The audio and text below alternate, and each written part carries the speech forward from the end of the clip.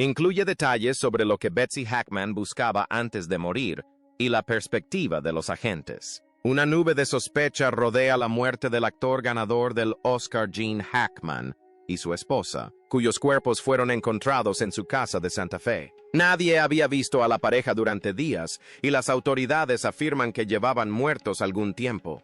Había algo enterrado bajo la propiedad de Gene Hackman que nunca debió ser encontrado, y lo que los investigadores descubrieron allí no solo planteó interrogantes sobre su pasado, sino que los disipó por completo. No se trata de rumores, especulaciones ni de cómo la historia decida recordarlo. Se trata de evidencia biológica, innegable y profundamente personal. Pruebas que apuntan directamente a las decisiones que tomó y las acciones que realizó mucho antes de que nadie lo investigara. En el momento en que llegaron los resultados del ADN, todo cambió. El caso no solo se intensificó, sino que desapareció de la vista pública, pasando discretamente a manos de agencias que no creen en coincidencias. Y cuando finalmente se comprende lo que se escondía en ese túnel, lo que prueba, lo que confirma y lo que revela sobre lo que Hackman sabía desde el principio, la historia ya no parece un misterio sin resolver. Se siente como algo mucho más cercano a una sentencia. La versión oficial nadie la cuestionó. Cuando Gene Hackman falleció en su mansión de $4 millones en Santa Fe, Nuevo México, la versión oficial parecía demasiado fácil de aceptar. Tenía 95 años. Su esposa, Betsy Arakawa, ya había fallecido. Un anciano sumido en el dolor se fue retirando lentamente del mundo hasta que su cuerpo finalmente cedió. La muerte de Betsy se atribuyó a una grave infección viral. La de Gene se registró como insuficiencia cardíaca. La historia era interesante. La historia era humana. La historia era falsa. Para la mayoría, incluso la repentina llegada de agentes federales a la finca apenas llamó la atención. Un hombre con la riqueza y la fama de Hackman merecía una precaución adicional, ¿no? La presencia del FBI se consideró un procedimiento rutinario cuando una propiedad de alto perfil queda repentinamente abandonada. Las enormes puertas de acero, los sensores de movimiento que rodeaban la propiedad, las cámaras térmicas colocadas a lo largo de los muros perimetrales, parecían precauciones normales para un ícono de Hollywood que había pasado años evitando a los paparazzi. Los estrictos acuerdos de confidencialidad exigidos a cualquiera que trabajara allí, prácticos, privados, comprensibles. Y esa es precisamente la razón por la que funcionó tan bien como tapadera. La propiedad misma mantenía la ilusión. Estaba oculta tras gruesos muros de piedra, completamente fuera de la vista desde las carreteras cercanas. Años de aislamiento intencional habían hecho que cada medida de seguridad pareciera ordinaria. Para cuando Gene Hackman desapareció de la vida pública, la propiedad no era solo la casa de una celebridad, sino un límite controlado. Nadie que pasaba por allí lo cuestionaba. Betsy Arakawa había fallecido 7 días antes que Gene Hackman. Durante 7 días, el sistema de comunicaciones de la finca no registró ninguna llamada saliente, ni servicios de emergencia, ni familiares, ni médicos. Durante 7 días, un hombre de 95 años con problemas cardíacos conocidos permaneció solo en un recinto sellado con el cuerpo de su esposa y nunca intentó pedir ayuda. Los investigadores recuperaron datos del servidor de seguridad central en la planta baja. Lo que encontraron no era el registro caótico y disperso de un hombre abrumado por el dolor. Los muebles del dormitorio habían sido movidos de su lugar original. Las cajas fuertes personales habían sido forzadas. Y el día exacto en que Betsy murió, Gene Hackman había introducido personalmente el código para apagar todas las cámaras de vigilancia internas, manteniendo las alarmas de seguridad externas con la máxima sensibilidad. Y esto es lo que la cronología revela realmente. Esa configuración no es pánico, es estructura. Es la desactivación intencional de un sistema mientras se mantenía cuidadosamente otro, realizada por alguien que sabía exactamente lo que hacía y exactamente lo que intentaba ocultar. Los analistas de comportamiento contratados para estudiar los datos de seguridad fueron claros en su conclusión. Esto no era confusión impulsada por la emoción. Este era el patrón claro de un proceso de contención deliberado diseñado para cegar el interior mientras se mantenía la barrera exterior completamente segura. Gene Hackman tomó una serie de decisiones conscientes y deliberadas para mantener y proteger algo oculto bajo esa propiedad. Los hallazgos de ADN y la evidencia de abrasión microforense confirmaron la realidad física de esas decisiones. Eso es lo que hace que esto sea particularmente perjudicial para él. No solo para la forma en que el público entiende su muerte, La evidencia no muestra a un hombre atrapado en circunstancias fuera de su control. Muestra a un hombre que sabía exactamente lo que estaba protegiendo y eligió, una y otra vez hasta el final, seguir protegiéndolo. Lo que el LiDAR descubrió en la roca madre, las inconsistencias físicas, impulsaron a los agentes federales a investigar más a fondo, literalmente. Se desplegaron sistemas de escaneo LiDAR y matrices de imágenes térmicas en toda la propiedad de Santa Fe. El LiDAR, o detección y medición de luz, funciona disparando pulsos láser rápidos hacia las superficies y midiendo cuánto tardan en regresar, lo que permite a los investigadores construir mapas tridimensionales precisos de espacios ocultos bajo las estructuras sin perturbar el terreno. Durante el primer escaneo, el sistema detectó una anomalía de temperatura profunda. Esta se extendía desde detrás del muro de la biblioteca privada de Gene Hackman, descendiendo a través de decenas de metros de roca sólida de Nuevo México. Los agentes compararon de inmediato los hallazgos con los registros del condado y de planificación civil. Lo que descubrieron, o más bien lo que no descubrieron, confirmó que la anomalía era algo mucho más grave. La estructura subterránea que el LiDAR había mapeado con todo detalle, tridimensional, no figuraba en ningún registro oficial de planificación del condado. Nunca se había registrado. Nunca se había divulgado. No existía oficialmente.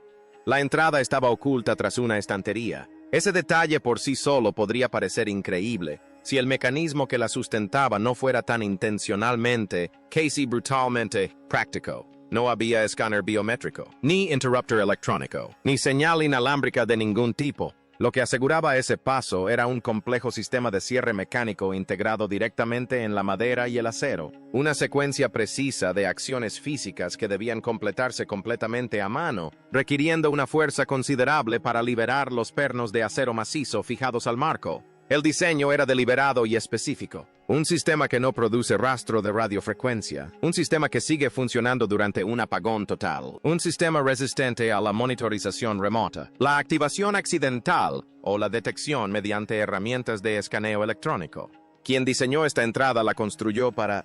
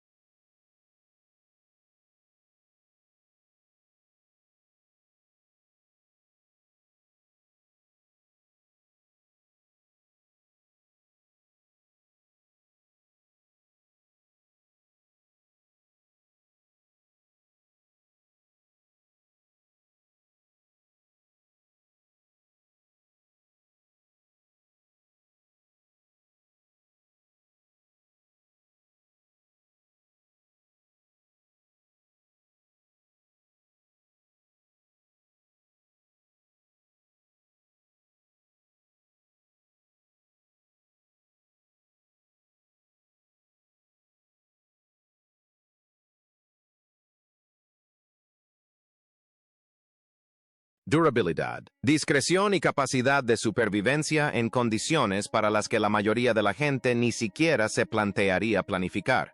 Los agentes entraron y comenzaron su descenso. El tramo superior del túnel, el más cercano a la superficie, estaba reforzado con hormigón vertido y vigas de acero. El doctor, Marcus Alford, ingeniero estructural asignado al equipo forense federal, estudió la separación entre los remaches y guardó silencio durante varios segundos antes de hablar. La separación y la técnica de vertido coincidían exactamente con los estándares de construcción de seguridad de grado militar de la década de 1950. Le dijo al investigador principal que, en 30 años de análisis estructural, solo había encontrado ese mismo patrón de remaches en otros dos lugares. Ambos eran sitios federales clasificados, pero a una profundidad de 12 metros. Todo cambió. El hormigón industrial terminó. Las vigas de acero desaparecieron.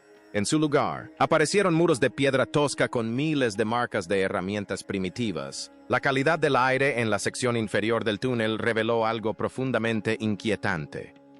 Variaciones de temperatura anormales. El tipo de rastro químico que deja la exposición prolongada a materiales y procesos que no tenían cabida dentro de una cueva natural sellada. El núcleo de piedra tallado a mano de este túnel no era una construcción moderna. Formaba parte de una antigua formación geológica artificial, esculpida por manos humanas mucho antes de que se construyera la sección superior, de grado militar sobre ella, y mucho antes de que se edificara la finca en ese terreno. Cualquiera que fuera el propósito original de este túnel, existía antes de la estructura de 1950 que lo ocultaba. Existía antes de la finca. Puede que haya existido antes de que cualquier persona viva que supiera de su existencia. No se trataba de un búnker con una sección más antigua. Era una estructura ancestral que había sido reforzada, militarizada y enterrada bajo una finca privada, con la clara intención de que nadie de fuera la descubriera jamás. Si ha seguido esta investigación desde el principio, ya sabe que lo que se encontró en el fondo de ese túnel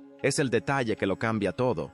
Lo que el equipo federal estaba a punto de descubrir en esa cámara y lo que el análisis de ADN confirmaría sobre las condiciones biológicas en su interior desencadenó una respuesta de clasificación que cerró todo el caso en cuestión de horas. Si quieres estar al tanto de este tipo de historias, suscríbete ahora y activa las notificaciones, porque lo que viene a continuación es la parte que nunca quisieron que se registrara. Y entonces llegaron los resultados microforenses, lo que reveló el ADN. Las muestras de polvo recogidas del sistema de cierre mecánico del túnel contaban una historia que obligó a cambiar el rumbo de toda la investigación sobre la muerte. El técnico forense especializado Raymond Voss, asignado al equipo federal de pruebas de la Oficina de Campo de Albuquerque, fue el primer analista en estudiar los engranajes del mecanismo de cierre de la biblioteca con aumento.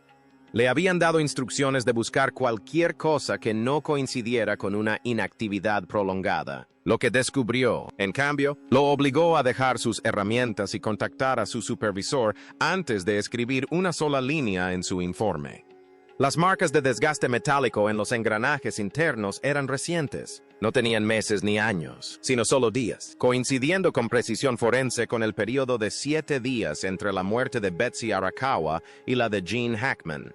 La implicación era inevitable. Un hombre de 95 años, en la fase terminal de insuficiencia cardíaca, no había pasado sus últimos días postrado en cama. Había descendido a ese túnel. Había manipulado esas pesadas cerraduras mecánicas. Había entrado en la fría oscuridad subterránea en algún momento durante esos últimos 7 días y había regresado antes de colapsar definitivamente. Pero fue el análisis de ADN tomado de material orgánico en las profundidades del túnel lo que cambió por completo la naturaleza de la investigación y arrojó hallazgos que las autoridades federales se apresuraron a clasificar. Lo que mostró la prueba de ADN no era evidencia de uso casual ni de simple almacenamiento a largo plazo. El material genético recuperado de las partes más profundas de la cámara subterránea indicaba exposición a condiciones biológicas que no deberían existir en un espacio subterráneo aislado bajo una propiedad privada en Santa Fe. La clasificación exacta de lo que se identificó no se ha hecho pública. Según fuentes cercanas al equipo forense original, los hallazgos de ADN provocaron una intensificación inmediata de la respuesta federal. El caso fue apartado de los canales de investigación habituales y reclasificado mediante protocolos, que normalmente se reservan para asuntos relacionados con infraestructura de seguridad nacional activa, no con curiosidad histórica, sino con una preocupación inmediata y constante. El material orgánico hallado en esa cámara no tenía una explicación inocua. Su presencia confirmaba que el túnel no había estado inactivo. Algo biológico, algo que dejó rastros de ADN, había estado activo en ese lugar, y los funcionarios con autoridad para clasificar el descubrimiento decidieron a las pocas horas de revisarlo, que el público no debía saber de qué se trataba. Lo que fuera que Gene Hackman hubiera estado haciendo en ese túnel, lo que fuera que hubiera estado vigilando y protegiendo, tenía una importancia que trascendía las decisiones personales de un actor retirado que vivía tranquilamente en el desierto de Nuevo México. Una cronología que no admite explicación. Aquí está el problema. Los hallazgos de ADN no eran un hecho aislado. Encajaban en una cronología física que los investigadores ya estaban intentando comprender.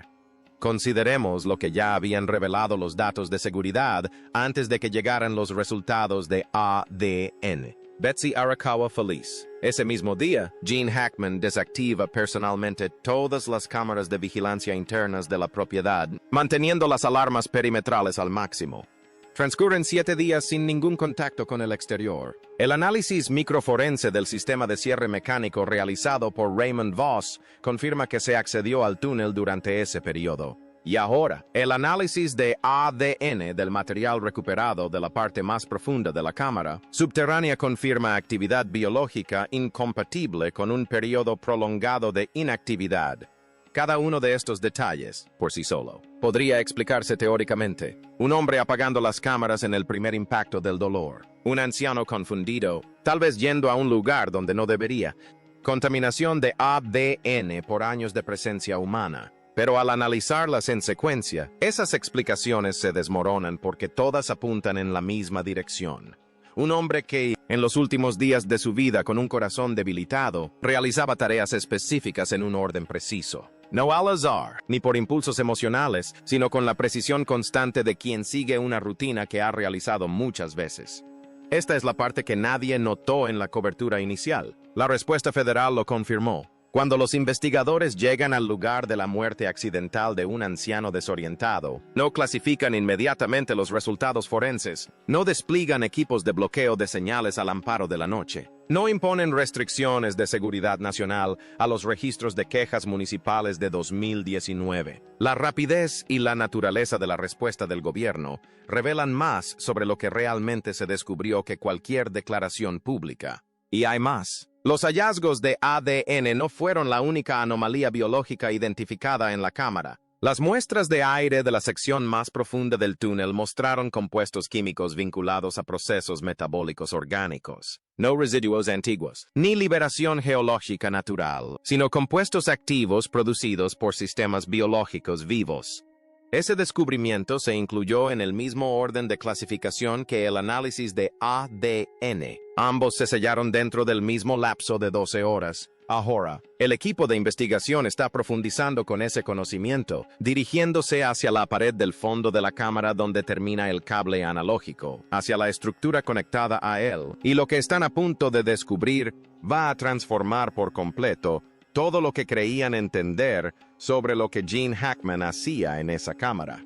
Cuando el equipo de investigación completo llegó al fondo del túnel, entraron en una cámara que destrozó todas sus suposiciones. El suelo de piedra natural había sido cuidadosamente nivelado. Su superficie estaba grabada con un detallado sistema de coordenadas astronómicas, un mapeo preciso de las órbitas planetarias que sugería un conocimiento matemático avanzado completamente fuera de lugar para un uso privado casual. Esparcidas por el suelo había cajas de madera llenas de componentes metalúrgicos de origen desconocido. Muchas eran piezas sólidas sin soldaduras, un método de fabricación sin precedentes conocidos en la metalurgia industrial de principios del siglo XX. Pero nada de eso fue lo que paralizó todo. Incrustado en la tosca pared de piedra, fijado con soportes metálicos resistentes a la corrosión, se encontraba un sistema de comunicación de circuito cerrado. Un grueso cable coaxial, recubierto de caucho industrial de alta densidad, atravesaba directamente la pared superior y se extendía a través de decenas de metros de roca sólida antes de terminar en el centro de la cámara subterránea.